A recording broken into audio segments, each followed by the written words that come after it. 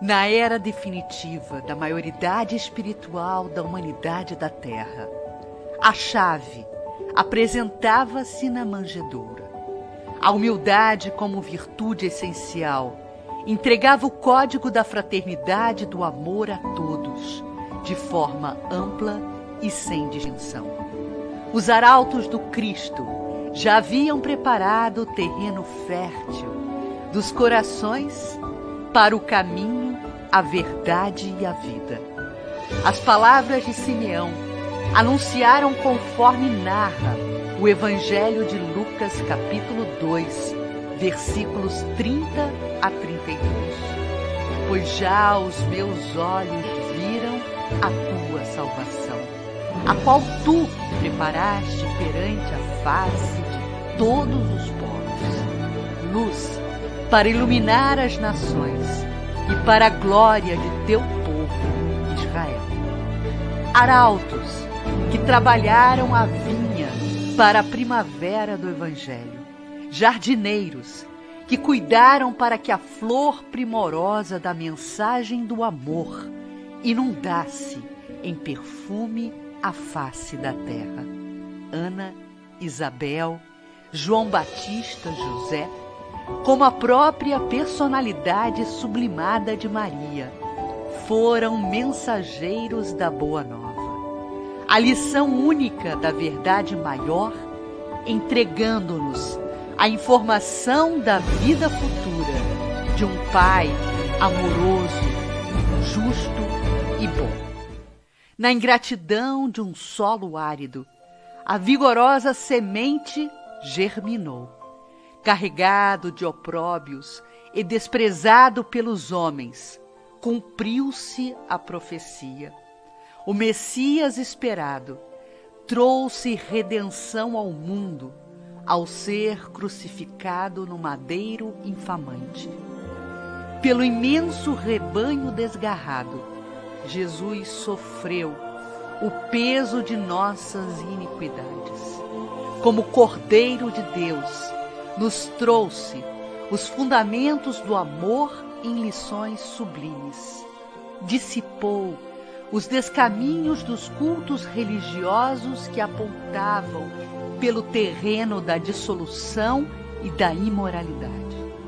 Renovou a lei antiga, trazendo-lhe completude. Refundiu as filosofias na afirmação do Eu Sou.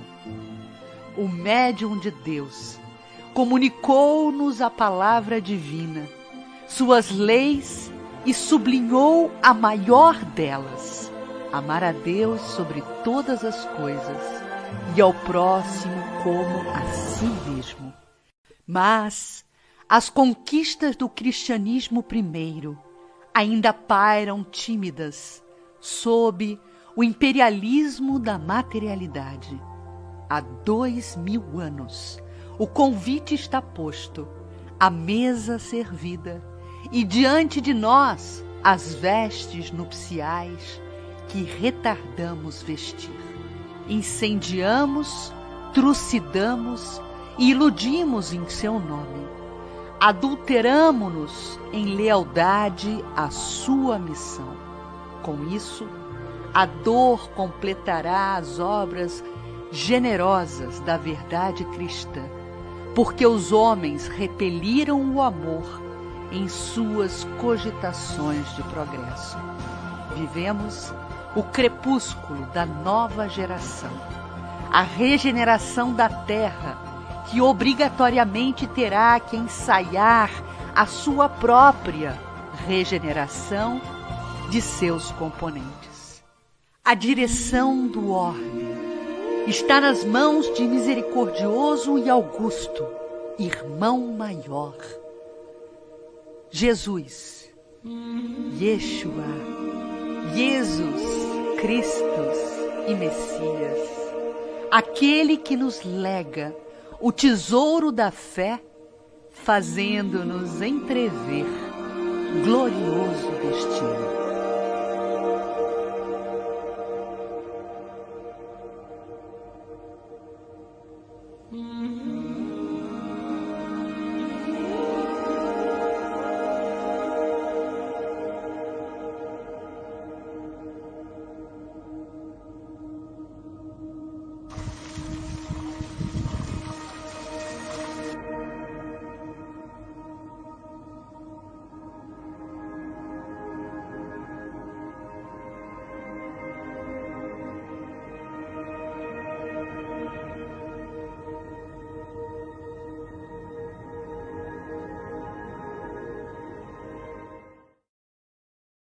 Meus amigos, o que é melhor é o conteúdo de Emmanuel, é a capacidade que ele tem de traduzir, talvez essa força que a gente sinta dentro de nós, né, essa certeza que ganhamos a partir da sua verve literária, garantindo para a gente que esse governador do nosso planeta ele está incessantemente disposto, né, se colocando à nossa disposição para nos auxiliar, né, como irmão maior. Então, quando a gente ganha essa certeza e ao ler a obra A Caminho da Luz, a gente passa a ganhar essa certeza porque a gente percebe que em todos os episódios da vida humana sempre houve uma espiritualidade acima de nós, ao alto, né? Olhando por nós, velando por nós, sob a batuta, sobre a regência desse governador planetário. E isso nos traz muita tranquilidade, isso nos sossega nas nossas ansiedades, isso nos sossega nos nossos medos, nos nossos anseios, nas nossas vacilações, porque a gente percebe que a gente não precisa se entregar ao desalento do cotidiano e das injunções da vida, que às vezes são tão desafiadoras, e a gente percebe que esse planejamento maior, ele é algo que está acima do ritmo da vida que nos engole às vezes, né? Então, é muito gratificante poder estar aqui, minha gente, com todos vocês unidos. A gente está se debruçando sobre a obra, né? Entrando em contato com Emmanuel, com a sua literatura, que nos entrega tantas informações, que nos entrega tantas mensagens. Esse capítulo, A Vinda de Jesus, ele é recheado de informações altamente enriquecedoras. A gente pode, né, e a gente vai querer desdobrar cada subtítulo, né, que ele dá no capítulo de hoje. Ele inaugura, digamos assim, a presença dele entre nós, né, nos entregando a chave maior de todas as virtudes, né, que é a humildade, logicamente, depois associada ao que a gente vai entender do que seja caridade, né? Porque Jesus inaugura sobre a face da terra, com a sua vinda, literalmente a lei do amor. Ele nos ensina a amar. Ele estabelece um novo código de relação entre o Criador e a criatura. Ele nos ensina, né, que aquele Deus punitivo, que era a visão que o homem até então tinha, né, naquele momento, de um Deus Pai, de um Deus, melhor dizendo, de um Deus punitivo, se transforma a partir do momento que Jesus inaugura esse momento da segunda grande revelação, para uma leitura de um Deus Pai, um Deus amoroso, um Deus sábio, né? Mas não mais aquele Deus vingativo, aquele Deus punitivo. Então, isso faz toda a diferença, né? E Jesus, através da lei do amor, nos entrega um código de conduta, que é aquele código de conduta que nos remete à nossa filiação divina.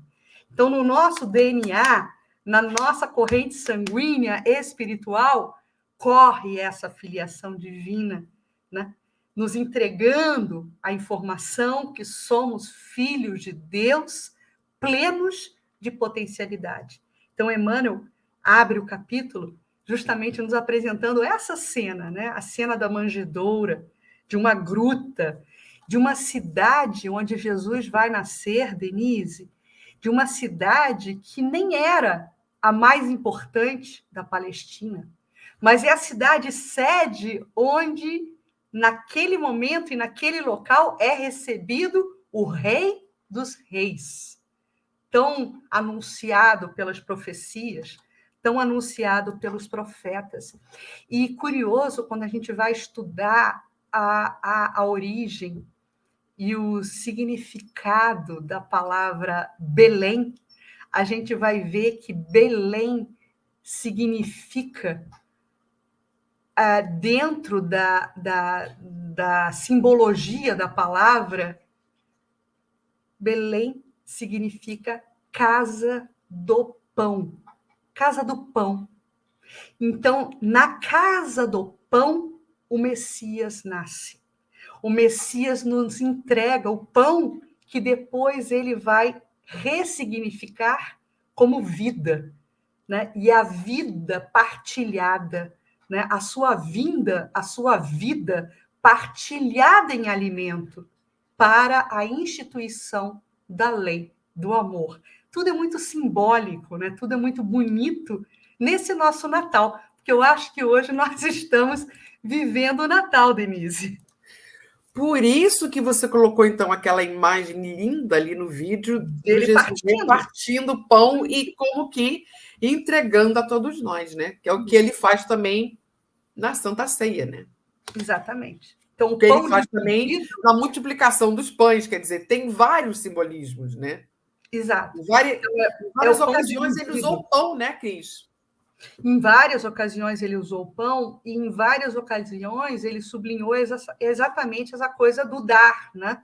Que a doutrina do amor que ele vinha ali estabelecer a partir daquele momento teria sempre essa ação, né? Essa ação maior, essa ação do dar, né? Do afastamento do egoísmo e do caminhar para uma postura fraterna, uma postura que olhe o outro, né? que não deixa o outro invisível à sua volta e se estabelece para o outro. Então, o evangelho, eu diria, que o evangelho é o grande pão dividido. Sim, sim. Né? E Jesus, né, o Cristo, governador do nosso planeta, nasce em uma gruta, em uma manjedoura, cercado de animais, né? De seres que, teoricamente, dentro da escala evolutiva, são inferiores a nós, que já atingimos um patamar, né? Uma posição hominal, mas por trás dessa cena, Denise, também tem um outro simbolismo, né? A manjedoura, a gruta, cercado de animais, conclamando o homem a sair dessa posição de criatura para se transformar em posição de filho de Deus. Sair da animalidade para se colocar na posição de filho de Deus. Por isso que a gente sempre, quando fala de humildade, o grande simbolismo da humildade é justamente essa manjedoura, né? Porque a gente sabe que os judeus esperavam a vinda de um Messias, mas tido como rei dos judeus, né? Que é aquela coisa assim, jamais numa manjedoura. Nunca numa manjedoura. Que isso não é coisa, não era digno de vir um Messias nascendo numa manjedoura em volta de animais, né? Numa gruta, quer dizer. É isso. Era impensável para digamos assim, o codificador mais astuto das profecias, né? Seria impensável isso. Né? O fato, ele é um fato bastante inusitado e carregado de simbolismo. Quer ver, Denise? Vamos fazer, nesse momento inicial, que a gente está se detendo nessa cena, né, da gruta, da manjedoura, vamos fazer uma varredura histórica do que acontecia nesse contexto ali, da Palestina naquele momento. Né? Nós tínhamos como a Palestina, ela vivia sob a injunção, nesse momento, do rei Herodes. Né? Herodes, que já era um rei nesse momento do nascimento de Jesus, um rei com idade bastante avançada. Eu diria que ele estava ali já próximo dos seus 70 anos, o que era muito para aquele momento, né, de vida, que a gente sabe que as pessoas não tinham uma longevidade tão grande.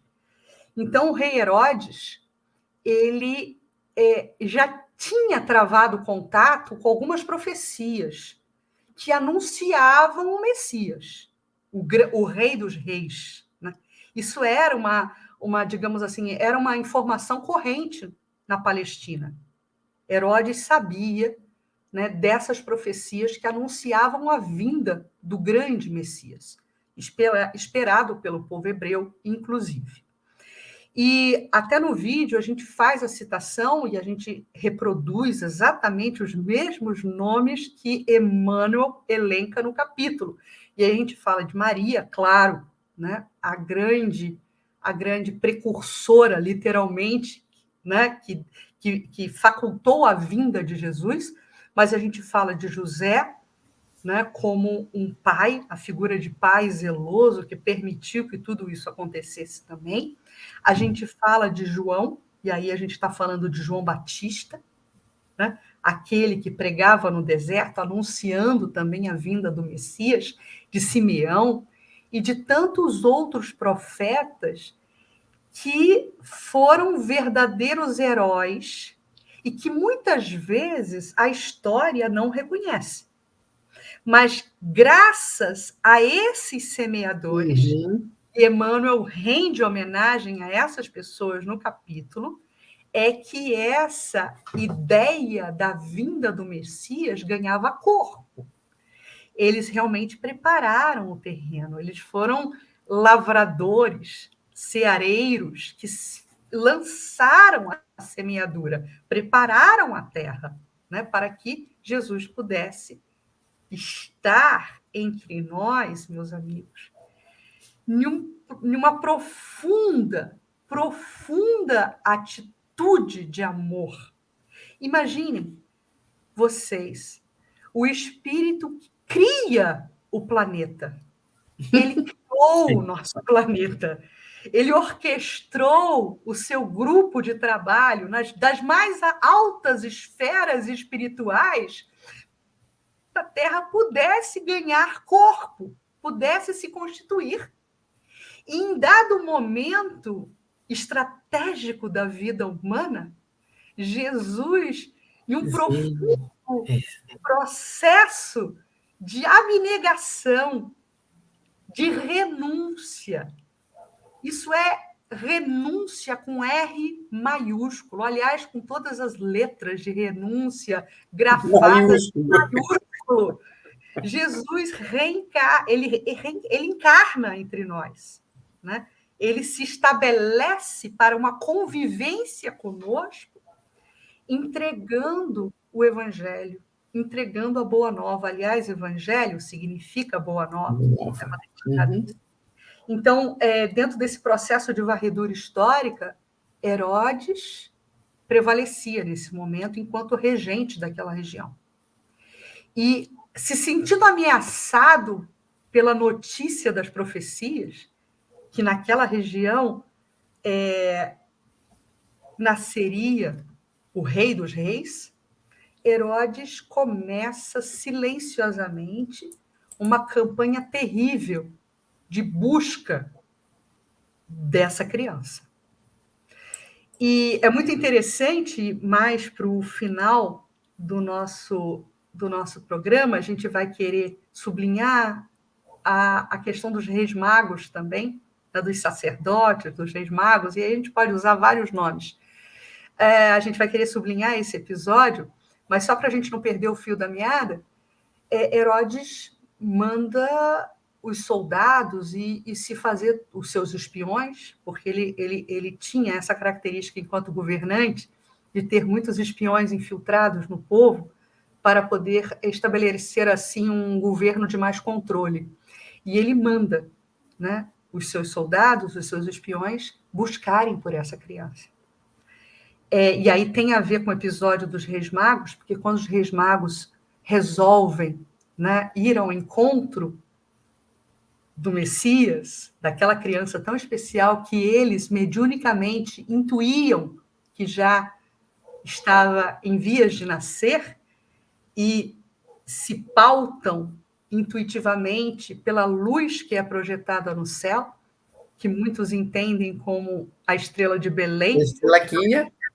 a estrela guia, mas astronomicamente falando e cientificamente falando, inclusive a gente tem um apontamento de Allan Kardec sobre isso, na Gênese, de que não seria possível, naquele momento, pela composição celeste, de haver ali um fenômeno de cometa, por exemplo, que pudesse significar a estrela guia. Kardec até intui e defende que era, sim, naquele momento, algo mediúnico, que talvez só os próprios sacerdotes e reis, magos é que viam. Herodes, antes deles partirem nessa empreitada, dessa viagem em busca de Jesus, na manjedoura, na gruta do seu nascimento, eles têm uma conversa particular. Ele convoca essa comissão, que a gente também não sabe se eram apenas 3 reis, ou se eram reis, ou enfim, qual era a composição dessa comitiva. Historicamente, não existem documentos assertivos sobre isso, mas minimamente 3 eram. E Herodes convoca essa comitiva e diz: olha, se vocês tiverem notícias desse nascimento, dessa criança, eu gostaria que vocês voltassem aqui para me darem a informação. Claro, era a raposa procurando o cordeiro. Sim, claro. E fato que não aconteceu. Os reis magos, e eu sempre colocando entre aspas, não voltaram para dar notícias a Herodes. E aí, de novo, um fenômeno mediúnico acontece, né, Denise? Depois que há o encontro desses sacerdotes, dessas lideranças, no mínimo lideranças religiosas, com Jesus e com Maria e José, ali na manjedoura, esses 3 sacerdotes, esses 3 magos, né, porque mago era uma palavra muito dada antigamente a pessoas que tinham mediunidade, que eram ligadas à religião, que eram ligadas à religiosidade. Então, esses 3 magos, eles retornam para os seus países de origem, para as suas regiões de origem, sem municiar, digamos assim, Herodes com a informação. E depois, José, em sonho, recebe também a orientação espiritual para que ele vá com Maria e a criança para o Egito. Ele se afaste da Palestina, que ele permaneça por lá algum tempo, até um novo sinal, para que a criança ganhe proteção. E aí eu entendo por que Emmanuel, nesse capítulo, quando ele fala ali, né, de Simeão, de José, e aí ele fala da personalidade sublimada de Maria. Então, essa palavra personalidade sublimada é porque a gente vê a Maria, né? Porque, veja bem, Cris, hoje, né, nós estamos em 2023, nós temos toda uma tecnologia na medicina fabulosa, que a gente já consegue ver o bebê dentro da barriga, tem gente que faz operação no bebê dentro da barriga, enfim. Maria tem esse filho numa gruta, no meio dos animais. Parto normal, com toda certeza. E aí depois sai dali, monta num burrinho e vai para o Egito, uma mulher que acabou de ter um filho de parto normal. E aí você entende essa personalidade sublimada de Maria quando o Emmanuel fala dela, né? Exato, ela é o vaso, né? Sim. Literalmente o vaso. Daí porque tem toda uma simbologia também, né? Cooptada, digamos assim, pela tradição britânica, pelos celtas, né? O Santo Graal, né? Também faz alusão a essa capacidade, né? De Maria de acolher no ventre, né? A figura excelsa de Jesus. Jesus falava o tempo todo de essência. E é isso que a gente está tentando dizer aqui. Vamos nos ater à essência. E qual foi a essência das essências da sua mensagem? A vida futura. Meu reino não é deste mundo, né?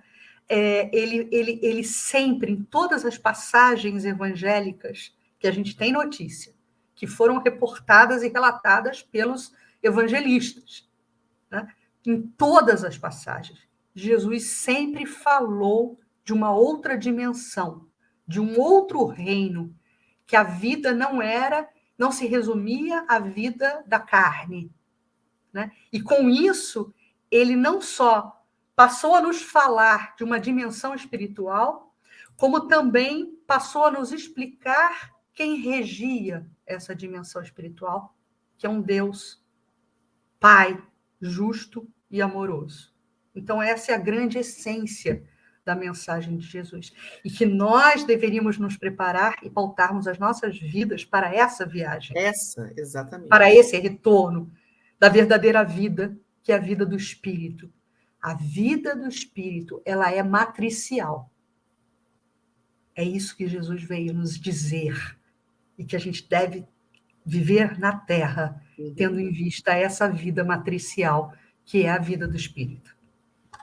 Mas outra coisa interessante que eu acho que Emmanuel trouxe, e que muita gente tinha essa dúvida, porque a gente sempre escuta falar que depois Jesus ainda vive no meio dos essênios para aprender sobre a mensagem. Eu falei assim, gente, pelo amor de Deus.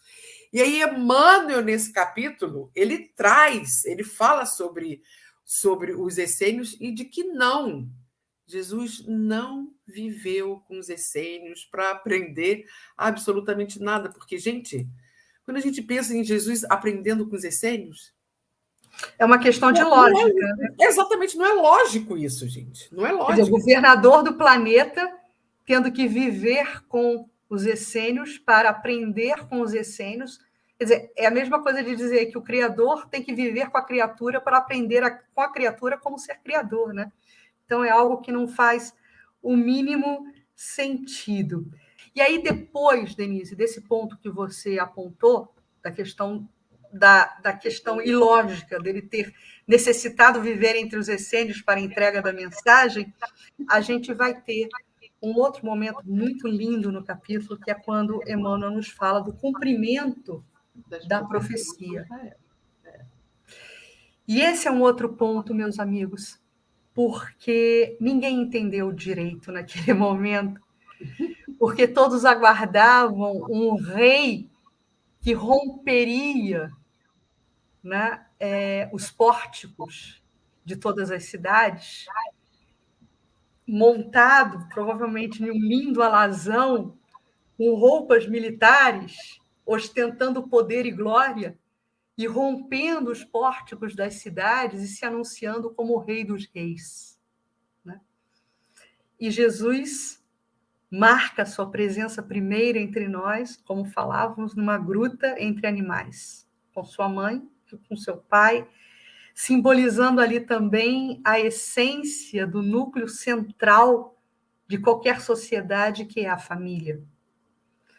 Então, a vinda de Jesus, ela, para os enseguecidos da matéria, ela passou despercebida.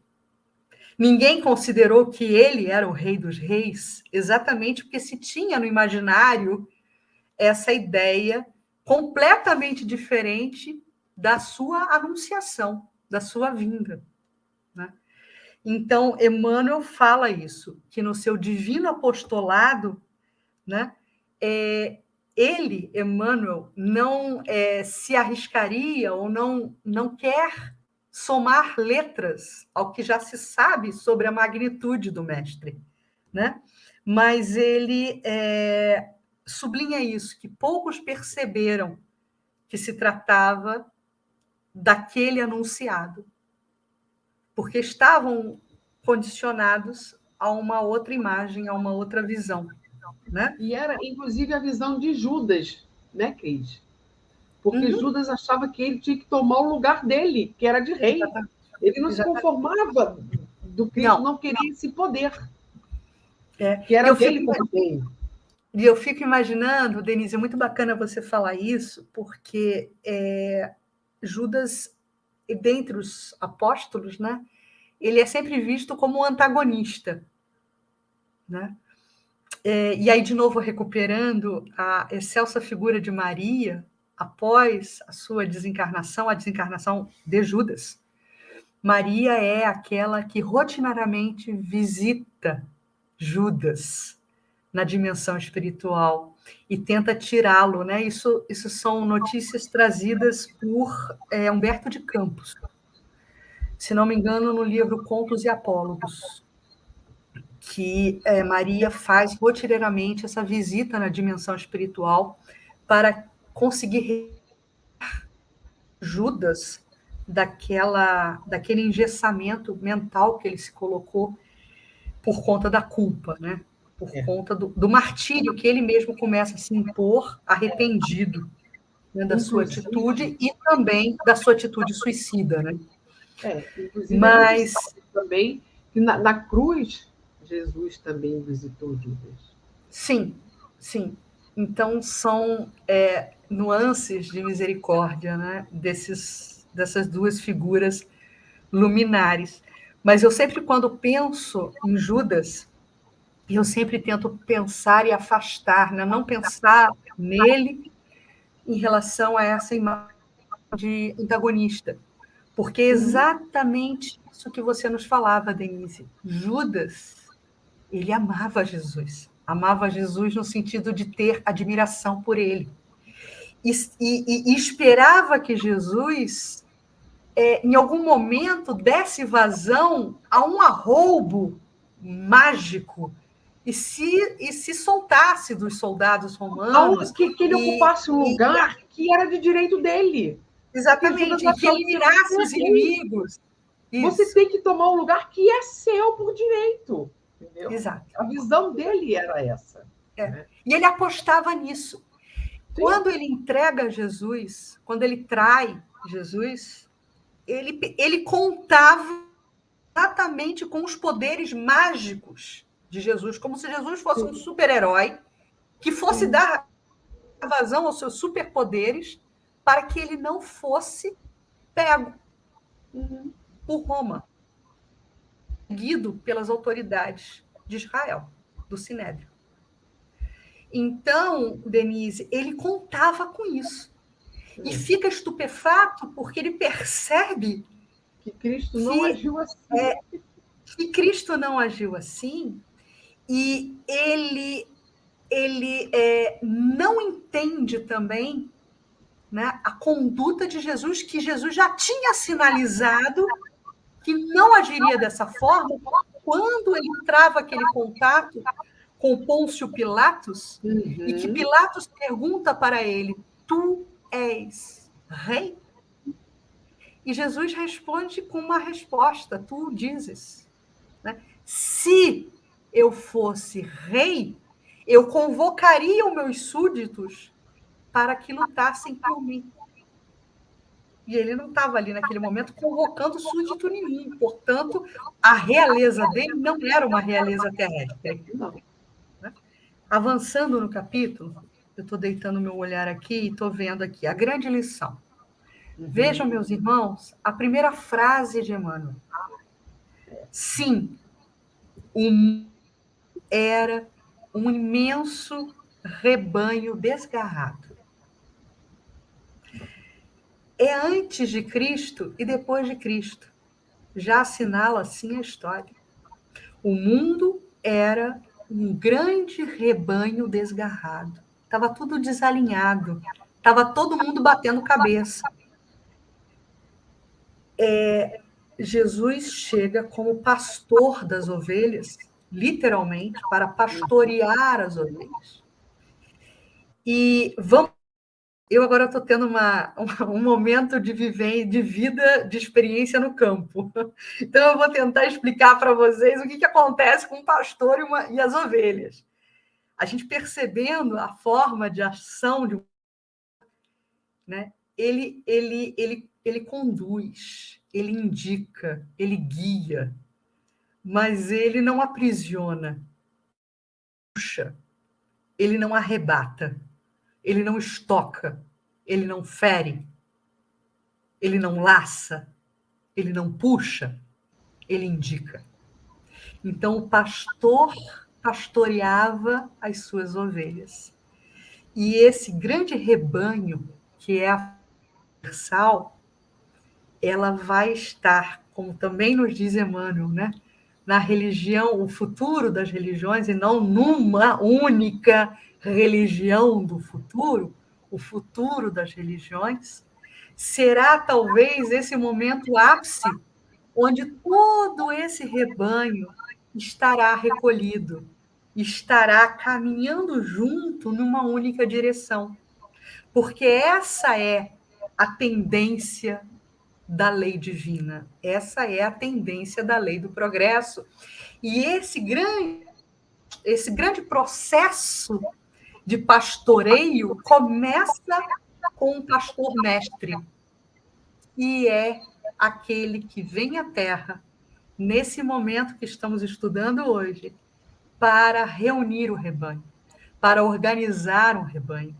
Porque, segundo Emmanuel, o mundo naquela época era um imenso rebanho desgarrado. E eu acho essa simbologia que ele usa para falar a grande lição uma simbologia muito bonita, muito bonita. E como você fala desse acolher todo esse rebanho, a gente vê que a doutrina faz muito isso, e fez e faz isso com todos nós, né? Porque você vê que a terceira revelação nada mais é do que acolher essas ovelhas que ainda estão desgarradas, Cris. Posição, e a gente está agora filosofando um pouco, até pensando um pouco no mês de setembro, né, na chegada da primavera, em tudo que simboliza esse mês, né? No mês de setembro, a gente fala muito do setembro amarelo, né? Que deveria reverberar acolhimento, que deveria reverberar indulgência para com o sofrimento alheio e não apenas julgamento, né? A gente percebe que a doutrina espírita ela está acima dos homens, né? Ela está acima do movimento espírita, ela está acima do próprio espírita indivíduo, e que nós temos a possibilidade de fazermos um mergulho profundo dentro desse conteúdo que a doutrina nos entrega e sermos e ecoarmos esse convite de Jesus de apacentar o banho. Porque questões ainda muito contundentes, que significam desvio da vida humana, como o suicídio, esse ato terrível, esse ato impensado, que é muito trabalhado, né, doutrinariamente no mês de setembro, a doutrina espírita ela deve sempre trabalhar esse assunto com muita indulgência, com muita caridade, sem julgamento, sem egoísmo. E a doutrina espírita ela deveria ou deve, né, a doutrina espírita enquanto movimento, né, ela deve mostrar isso para as demais religiões, porque existem muitas religiões que condenam absurdamente os suicidas, execram, inclusive depois, a família dos suicidas, fazendo por questão de retirar esses indivíduos do seio daquela comunidade. A gente vê isso no filme do Divaldo. Exato, exatamente. Isso aí.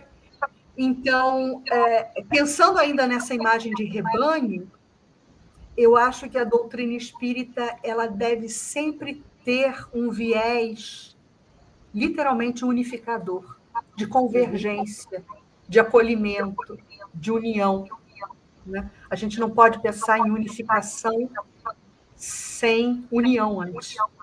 A gente não vai nunca conseguir unificação sem unir antes. Então, eu acho isso muito importante. Eu acho que a doutrina espírita, entre as religiões, tem esse compromisso.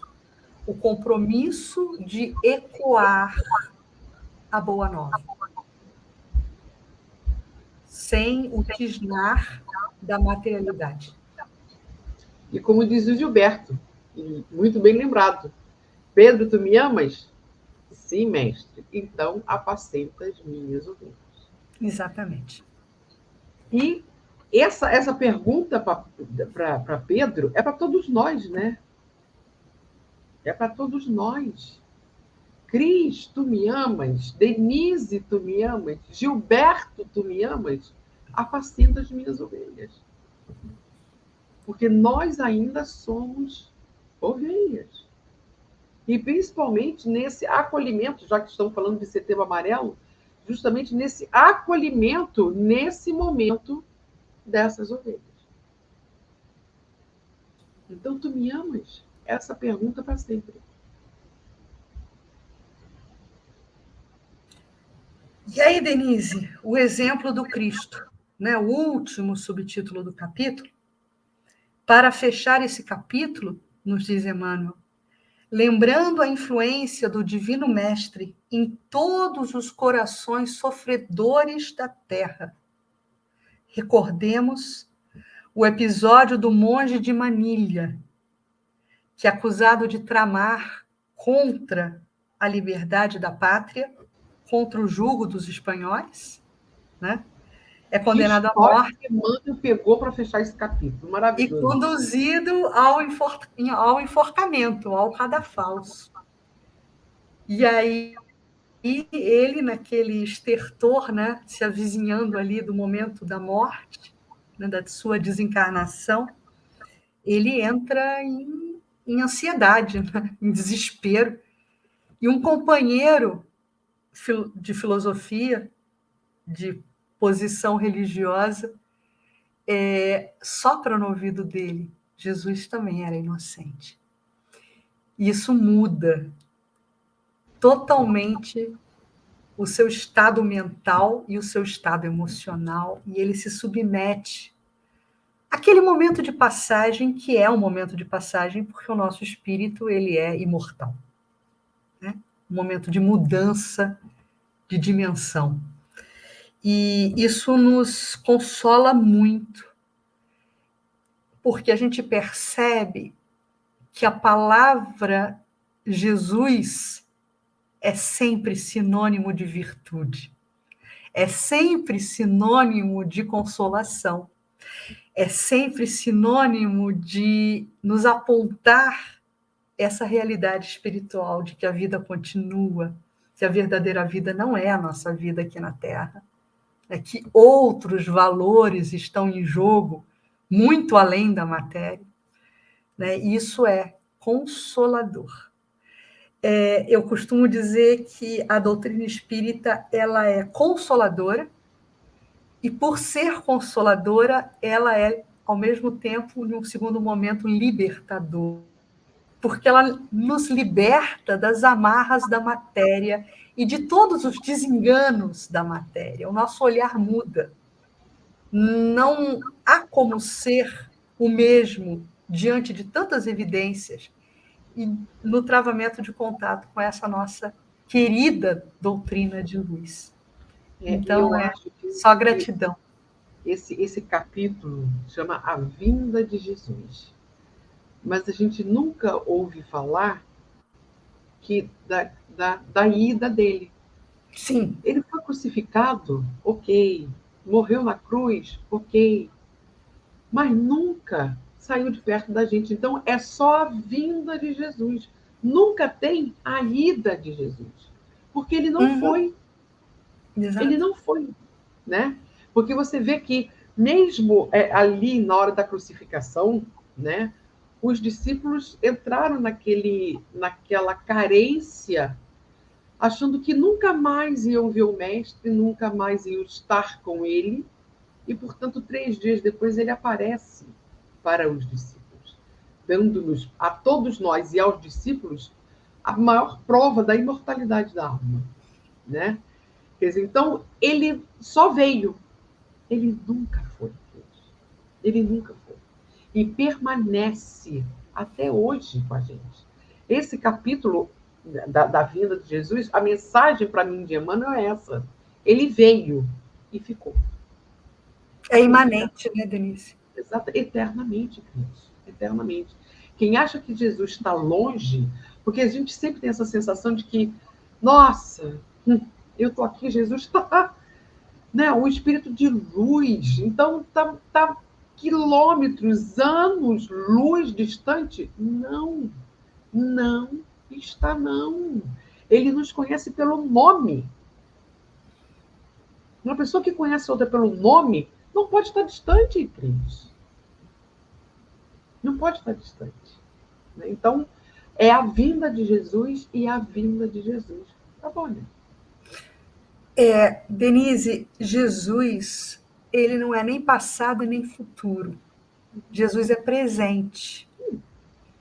Por isso que a gente quis colocar também no vídeo uma expressão que é até uma expressão muito utilizada também pelas doutrinas espiritualistas, esotéricas, místicas, né? Que vão, o que eu falava antes, na convergência, chegar todo mundo no mesmo lugar. Mesmo lugar. Jesus não é passado, Jesus não é futuro. É eu sou. Eu sou presente. E é presente o tempo todo. Nós é que nos movimentamos em torno dele. Ele é. Então, é como se nós fôssemos planetas na sua órbita, se movimentando em torno do Sol, em torno da luz, em torno da vida, em torno desse clarão maior. Saindo da sombra para a luz, né, Cris? Exatamente. Então, nós orbitamos em torno dele. Ele é. Eu sou. Uhum. O meu presente é, de novo, um texto de Emmanuel, que vocês vão encontrar como último texto em um outro livro que é uma verdadeira fonte viva. Então, anotem aí, Fonte Viva, a última mensagem dessa coletânea de mensagens, que é a Fonte Viva, né? Da trilogia Fonte Viva, Vinha de Luz e Pão Nosso, Fonte Viva ali. Denise está com a Fonte Viva ali na tela. O item 100, o trecho, a mensagem 180, que é a última. Termina assim, meus amigos, para a gente laurear o nosso Natal, cujo título da mensagem também é Natal. Fonte Viva, item 180. Glória a Deus nas alturas, paz na terra e boa vontade para com os homens. Lucas, capítulo 2, versículo 14. E aí serve como prece. Depois a gente volta a ver o vídeo. Um beijo no coração de cada um de vocês, porque depois eu não vou falar mais nada. As legiões angélicas, junto à manjedoura, anunciando o grande renovador, não apresentaram qualquer palavra de violência. Glória a Deus no universo divino. Paz na terra. Boa vontade para com os homens. O Pai Supremo legando a nova era de segurança e tranquilidade ao mundo. Não dava o embaixador celeste investido de poderes para ferir ou destruir. Nem castigo ao rico avarento, nem punição ao pobre desesperado, nem desprezo aos fracos, nem condenação aos pecadores, nem hostilidade para com o fariseu orgulhoso, nem anátema contra o gentio inconsciente. Derramava-se o tesouro divino pelas mãos de Jesus para o serviço da boa vontade. A justiça do olho por olho e do dente por dente encontrara, enfim, o amor disposto à sublime renúncia até a cruz. Homens e animais assombrados ante a luz nascente na estrebaria assinalaram júbilo inexprimível daquele inolvidável momento em diante a terra se renovar.